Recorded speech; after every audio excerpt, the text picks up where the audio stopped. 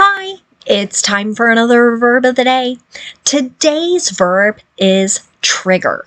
Today's verb was another suggestion from the viewer Luis, and I'm so grateful for this idea. And I want to encourage other people who are watching, please leave a comment and let me know which verbs you would like me to discuss in future videos. But for now, let's take a moment and discuss some of the ways that we use the verb trigger. The first way you might see or hear the verb trigger used means to cause an event or a situation to happen or exist. Sometimes as we look back in history and at various events, we might ask what triggered a particular conflict or even a war. What caused this event or what caused a particular situation to exist? A second way the verb trigger gets used can mean to cause some type of device or thing to function in a certain way. Sometimes by pressing a certain button, it causes a particular thing to behave in a certain way. That ties back to the second definition. A third way the verb trigger gets used can mean to cause someone to do something, right? So perhaps someone yelling at you triggers you to kind of shut down, stop listening. For some people, that just doesn't make them feel good. It doesn't make them want to talk, think about a problem, or deal with things, right? It kind of causes them to shut down. A fourth way the verb trigger can be used means to cause distress due to memories associated with a particular traumatic experience. Now, this fourth way of using this verb has been used a great deal more in the last 10 or 20 years, particularly with people who have been through some extraordinarily difficult situations. I want to give you an example of this, but I don't want to cause you distress. So I'm going to speak very generically or very broadly that sometimes as things come up in the news, in my stories and or in stories we're reading in my classes, I have students ask very specific questions about things, and some students will go, no, I don't want to talk about that, right? It's too painful. My family had to move from this particular place, or we're dealing with this issue, so the story is triggering me. It's causing me distress. Okay. For now, you should know that trigger is a regular verb. To make the progressive form of this verb, all you need to do is add ing. That forms triggering. The past tense and participle forms of this verb can be made by adding ed. Our base verb, trigger, ends in a voiced R sound. This means our ed ending is just going to make a D sound, and I'm not going to add an extra syllable as I say it. So the past tense and the participle forms should sound like this: triggered, triggered. Okay. Now we're going to discuss a phrasal verb that you might encounter. This phrasal verb, you'll see, has several different meanings. You might encounter trigger off. One way to use that phrasal verb means to cause something to explode. An example of this: could nuclear bombs trigger off eruptions or earthquakes? Right? So kind of having this impact, this effect. A second way to use trigger off can mean to cause a severe event, condition, or some type of situation to begin. An example of this: stress can trigger off heart disease and stroke. Okay, so meaning it can cause these serious conditions. A third way to use trigger off mean to cause someone to become angry or upset. You never know what will trigger him off, right? Might end in him yelling, maybe physically doing something that shows anger or a feeling of being extremely mad or upset. Okay. One thing I hope you're starting to notice here is if you can associate the verb trigger with cause, you're going to understand most of these definitions, right? We're usually looking at a result. Now, before we do some more example sentences with trigger, I'm going to do a little review of forming questions in the simple past tense. So in many, if not most of my videos, we talk about yes or no questions, but from time to time, I like to review also how we make our WH questions, or what I sometimes refer to as more information. And the reason I say more is because we cannot answer these questions with just a yes or no. You're going to have to provide some more information. So today, as we look at our patterns for making questions in the simple past tense, what you're going to notice is that each time we can begin with a question word. In a few minutes, I'll review those different question words and why they're used. But for now, know that we start with a question word, we're going to use did, and we're going to use our subject. Okay? That pattern stays the same no matter what the subject is. Okay? After the subject of our sentence, you're going to find a base verb. And I always like to point this out to students. Notice I'm not using the ed form of my verb here. I'm not using an irregular form of the verb. It's just the base verb. Okay. And you can always pause this video here and practice making some different sentences. I might use my little tool here, a little marker, to ask, what did they cook for dinner, right? So maybe I'm asking about yesterday, maybe I'm asking about last week. You can play around with the subject and the different verbs to make some different examples. But now I'm going to continue with some more example questions using our verb of the day trigger. Okay.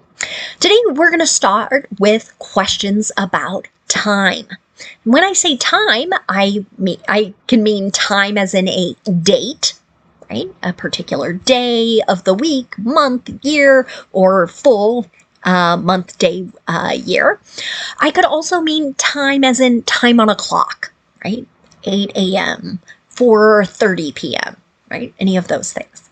For those types of questions, I want to use the question word when, W-H-E-N, okay? What you're going to notice then is my pattern.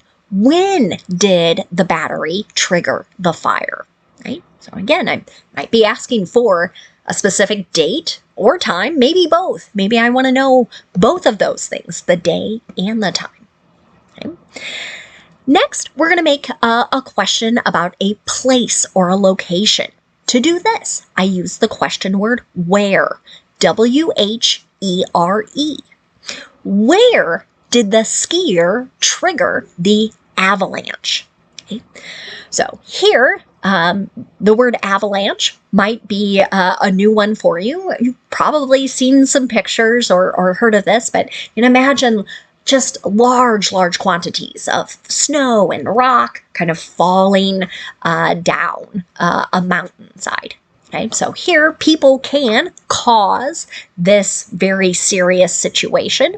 And here we want to know kind of where, maybe on the mountain, did the skier cause this? Okay. Another type of question we can ask is about the manner in which something is done. We can use the question word how for this. How did they trigger the chemical leak? Right? So wanting to know what actions did they take to cause this? Another question word that is very common to hear is the question word why, W-H-Y. Right? Here, we're asking for a reason. Why did the story trigger so many students? Here, we might be going back to that fourth definition of the verb, wanting to know why many students felt distressed after reading a particular story. Finally, we can ask questions about things. This is sometimes referred to as a determiner. Oh, again, following our pattern here, what did it trigger, right? It could be many different things, right? Maybe it was a question, right? That caused something else or made people think in a different particular way. Could be some other action or other event, right? It's a very vague type of question. But with all 5 of my first examples there, notice how question word, did, subject, base verb. Okay, I've got 2 more examples for you, and what you're going to notice next is that these don't follow my exact pattern. There's another type of determiner, again, where we're asking about the thing, and that question word is which, W-H-I-C-H. What makes this question word a little bit different is that there's always going to be a noun that comes after it. So that noun that comes after it, you might think of it as like a choice or an option. Right? So here we might be asking for someone to pick from 2 or more things. Which one, right? Okay, so an example of this might be, which comments triggered his outburst? So here the comments are what caused this particular result, the outburst, right? We might think of anger here. And so because this is a question about a subject, that's why you see an ed ending. So I have added ed in this question, and you'll notice there's no did. Okay. The last type of question we many times will ask is about a person or the subject, right? The question word who, W-H-O, is used in this situation. Who is both our subject and our question word. So again, you'll notice I'm not using did here. I am using the ed form of the verb. So my example here, who triggered the alarm, right? So it might have been like who pulled something or pressed a button that caused this alarm to sound. Now, let's spend a moment looking at some words that are related to our verb trigger. And the first word we're going to discuss today is just the noun form of this word. The noun trigger has the exact same spelling and the exact same pronunciation as our verb. Like our verb, there are several different meanings with the noun. We're going to talk about 2 of them today. The first way to use the noun trigger is to refer to some type of event or circumstance that is the cause of some action, a process, or some type of situation. An example of this might be, new research says watermelon can be the trigger for some people's migraines. Okay? Sounds like a strange story, but what it's suggesting is it's the cause of this particular situation, and migraine is an extremely bad headache. Okay. A second way you might encounter the noun trigger is to refer to a device that releases some type of spring or catch so that it sets off some type of mechanism. And I'm kind of afraid that the way most people know this is related to guns. Right? And so it's something that can be pressed, again, to release that spring so that a gun fires a bullet. So an example of this might be, don't pull the trigger, right? Don't engage that small device, right, to set off the gun. Another related word you might hear is the noun trigger warning. Okay. Again, something that's become a little more common to hear or see.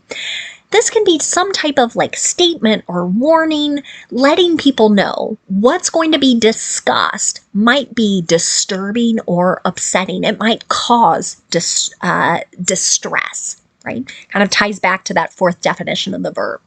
An example of this series of videos contain several trigger warnings. So letting people know this subject discusses, right? And it can be all sorts of different things that, based on people's prior experiences, you might just find, oh, that's too painful of a reminder. I don't want to have to think about those things.